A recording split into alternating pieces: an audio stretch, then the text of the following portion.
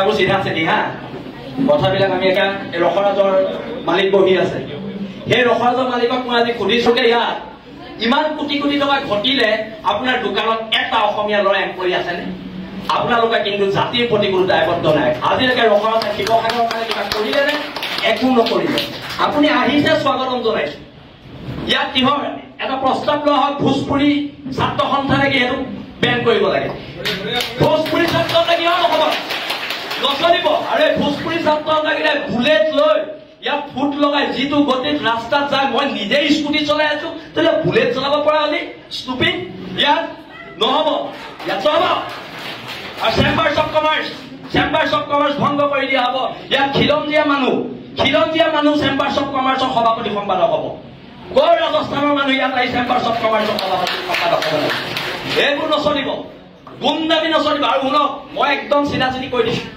মোক না মই ইলেকশ্যন খেলিম না মোক মাৰোৱাৰী মানুহৰ ভোট লাগে না মোক বিহাৰী মানুহৰ ভোট লাগে না মোক বঙালী মানুহৰ ভোট লাগে মই এইবিলাকত নাই আৰু এটা কথা একদম স্পষ্টকে মই আপোনালোকক কৈ দিছো এইবাৰ যদি আমাৰ মানুহ পিতে খুব পিতা হ'ব এইটো নচলিব সদায় আৰু ভদ্ৰ অসমীয়া জাতি ভদ্ৰতাৰ সুযোগ লৈ আমাক চৰ মাৰিব গোৰ মাৰিব হা আমি কি ঢোল আৰু ৰঙালী বিহু আমি যেতিয়াই তেতিয়াই পাতি দিব পাৰো খালি ঢোলটো যাতে আপোনালোকৰ পিঠি নহয় সেইটো কথালে মন কৰিব একদম কৈ দিছো দেশৰ মানুহে গঢ়িত পিটি ল'ব জানে হেংদাং বৰটোপ ঠাল তৰোৱাল আৰু ঠাল তৰোৱাল আমি 600 বছৰীয়া গৌৰৱ উজ্জ্বল আহোম ৰাজত্বৰ মানুহ হয় আমাক যুদ্ধ কৰিবলৈ শিকাই যোৱা আহোম স্বৰ্গদেউসকলৰ আদৰ্শত বিশ্বাসী আমি মানুহ হয় অসমীয়া মানুহ ভদ্ৰ অসমীয়া মানুহ সৰল হয় কাৰণেতো আহি ইয়াত ৰসৰাজ খুলি বেপাৰ কৰি থাকিব পাৰিছা সৰল হয় কাৰণে এইটো অপচৰা খুলি বেপাৰ কৰি থাকিব পাৰিছা আমি সৰল হয় কাৰণে তোমালোকে বেপাৰ কৰি কোটি কোটি টকাৰ মালিক হ'ব পাৰিছা কিন্তু যদি খং উঠে মগজটো ঘূৰে ৰাজস্থানো নেপাবি বিহাৰো নেপাবি এচা পিটন দিয়া হ'ব একদম আজি কৰি দিয়া আৰু যিকেইজন ব্যৱসায়ী নাহিলে সিদ্ধান্ত লোৱা হওক কাইলৈ বাহিৰৰ দোকান বন্ধ বসন্ত গগৈ ডাঙৰীয়া মই আপোনালোকক অনুৰোধ জনাইছো আপোনালোকে মোৰ বসন্ত গগৈৰ মাজত কেতিয়াবা কাজিয়া হয় কিন্তু কাইলৈ বসন্ত গগৈ কোনোবা অনা অসমীয়া মানুহে হাত দিলে শৃংখল চলিয়ে ঘৰত সোমাই বহি নাথাকে আৰু দাদা আপুনি ৰাজহুৱা কৰক কালি কোন 3জন বদন আপোনাৰ ঘৰলৈ গৈছিলে আপুনি ৰাজহুৱা কৰক 3জন বদন কোন গৈছিলে সেই বদন কি জাগাটো গাড়ীত কাণত ধৰাব লাগিব আপুনি আজি ৰাজহুৱা কৰি যাব লাগিব কোন 3জন বদন আপোনাৰ ঘৰলৈ কালি ৰাতি পইচাৰ ঘোষ দিবলৈ গৈছিলে আৰু এটা কথা ভোজপুৰী সংগঠন বন্ধ আৰু ইয়াত কিহৰ মাৰোৱাৰী যুৱ মঞ্চ অসমীয়া যুৱ মঞ্চ আছে চব জইন কৰা ইয়াত মাৰোৱাৰী যুৱ মঞ্চ নহ'ব এতিয়াৰ পৰা একো নহ'ব বহুত সহ্য কৰিলো চব মাৰোৱাৰী যুৱ মঞ্চৰ নাম মাৰোৱাৰী সমাজে নিজে গৈ পেলাই মোহাৰিব লাগিব কলা ৰং লৈ সেইটো প্ৰস্তাৱ লোৱা হওক ভোজপুৰী ছাত্ৰ সন্থাৰ নাম কলা ৰং লৈ ভোজপুৰী ছাত্ৰ সন্থাই য'ত লিখা আছে চব মোহাৰিব লাগিব সেইটো প্ৰস্তাৱ লওক একদম হয়নে ৰাইজ আমি ইয়াৰ ভূমিপুত্ৰ মানুহ তহঁতৰ চৰবোৰ খাবলৈ আমি ইয়াত জীয়াই থকা নাই আমি চৰবোৰ খাবলৈ জীয়াই থকা নাই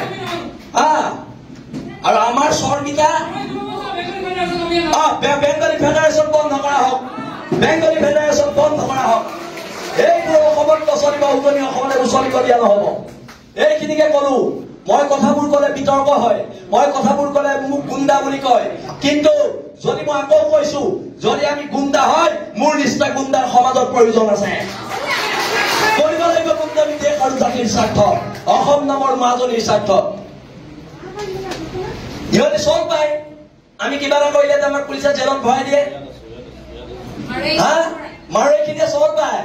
আমি কিবা এটা কৰিলে জেলত ভৰাই দিয়ে সেই মাৰোৱাৰী সমাজক কৈছো জেলৰ ভিতৰৰ আটাইতকৈ ডাঙৰ গুণ্ডাটো ময়ে হ'ব এইটো কথা মনত ৰাখিম মই জেললৈ ভয় নকৰো জেল মোৰ দ্বিতীয় ঘৰ এইবোৰ কথা কৈ লাভ নাই কিন্তু সিদ্ধান্তবোৰ হওক আৰু বসন্ত গগৈ ডাঙৰীয়াক চিতু বৰুৱাক মই ধন্যবাদ দিছো এটা বসন্ত ৰায় এই অনা অসমীয়া শ্ৰেণীটোৱে ভাবে আমি দল সংগঠনবোৰৰ মাজত মিলা প্ৰীতি নাই আমাৰ দল সংগঠনবোৰৰ মাজত মতভেদ থাকিব পাৰে আমাৰ দল সংগঠনবোৰৰ মাজত অৰিয়া অৰি কিছুমান থাকিব পাৰে, কিন্তু আমি খিলঞ্জীয়াৰ সেইটো কথা মনত ৰাখিব লাগিব। আৰু প্ৰস্তাৱ এটা একদম লোৱা হওক, আজি ৰখাজৰ মালিক থাকোঁতে লোৱা হওক, অহা 7 দিনৰ ভিতৰত ৰখাজত 20টা খিলঞ্জীয়া পৰা দিব লাগিব, নহলে ৰখৰাজ বন্ধ কৰি দিয়া হ'ব। ৰখৰাজ এতিয়াৰ পৰা নচলিব। আৰু বসন্ত দাই কালি আমাৰ ল'ৰাখিনিয়ে যিদৰে দোকানে দোকানে সোমাই চিঠি দিয়াৰ পিছত মাত্ৰ মুষ্টিমেয় 7-8জন মানুহ আহিছে, মানে কি আমাক অপমান কৰা হৈছে? হা, আমাৰ খিলঞ্জীয়া মানুহখিনিক অপমান কৰা হৈছে, তাই আহোম ছাত্ৰ সন্থাক অপমান কৰা হৈছে, বীৰ লাচিতাক অপমান কৰা হৈছে, জাতীয় সংগ্ৰামী সেনাক, অসমীয়া যুৱ মঞ্চক, উজনি অসম মুছলিম কল্যাণ পৰিষদ, আহোম জাতীয় মঞ্চ, অনুসূচিত জাতি ছাত্ৰ সন্থা, চবকে অপমান কৰা হৈছে। কথা টকাৰ জোৰত যি ইচ্ছা তাকে কৰিবি, এইবাৰ পৰা নহব, সংগ্ৰাম হব। আৰু এটা কথা, যদি শিৱসাগৰ জ্বলে গোটেই অসম জ্বলিব, সেইটো লিখি ৰাখক। আমি শিৱসাগৰীয়া হওক। এইখিনিকে কলো, মোৰ চমু বক্তব্য সামৰি মাৰিছো। আগতে কওঁ যদি কিবা ভুল হলে মোক মাফ কৰিবা, আজি মই মাফ নোখোজো। আজি মাফ খোজাৰ সময় এই অনা অসমীয়া মানুহখিনি।